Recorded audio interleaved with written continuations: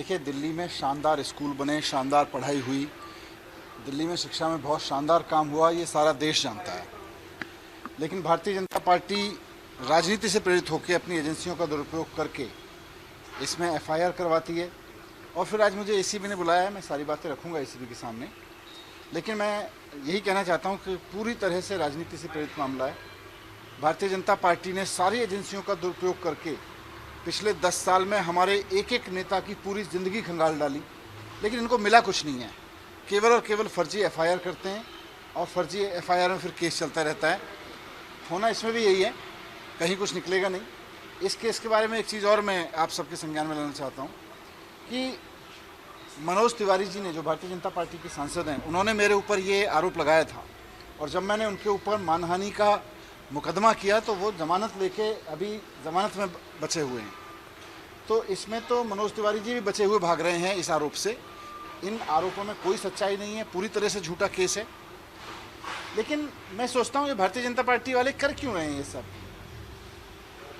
अभी समझ में आता है कि दिल्ली की जनता ने इनको मैंडेट दिया कि दिल्ली के लोगों के लिए काम करो। काम तो करना बीजेपी वालों को आता नहीं है। ना इनको स्कूल आता, ना अस्पताल आता, ना मोहल्ला क्लिनिक बनाने आते, ना इनको सड़कें ठीक करनी आती, ना बिजली ठीक करनी आती, ना पानी ठीक करना आता, ना बारिश का मैनेजमेंट करना आता।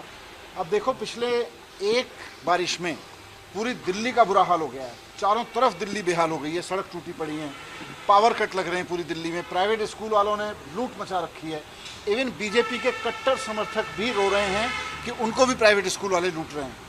वैसे में भारतीय जनता पार्टी जनता का ध्यान भटकाने के लिए कि इनसे काम तो हो नहीं रहा, इस तरह के फर्जी केस करते हैं। Shyam steel flexi strong TMT बार, ये स्ट्रॉन्ग के साथ फ्लेक्सिबल भी है। आपदा मुसीबत कोई भी आए, ये घर को अटूट बनाए। जब टीएमटी फ्लेक्सी स्ट्रॉन्ग, तो घर रहे हमेशा के लिए स्ट्रॉन्ग। एफआईआर खेलते हैं, निकलेगा कभी कुछ नहीं, क्योंकि पहले भी कुछ नहीं निकला था। फर्जी केस करते हैं तो निकलेगा इसमें भी कुछ नहीं। लेकिन जनता का मुद्दों से ध्यान भटकाने के लिए ये केस करते हैं। इसीलिए मैंने कहा ना, पूरी दिल्ली में ना ये स्टाइल का मामला है। रूपा फ्रंटलाइन।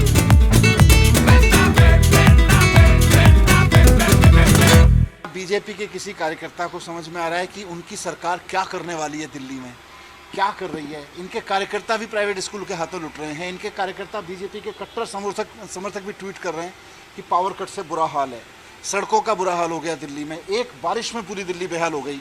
और ये केजरीवाल को गाली देने में बिजी हैं, ये एफआईआर कराने में बिजी हैं। तो इनको कुछ आता दाता तो है नहीं, केवल एफआईआर, केवल फर्जी एफआईआर करनी आती है।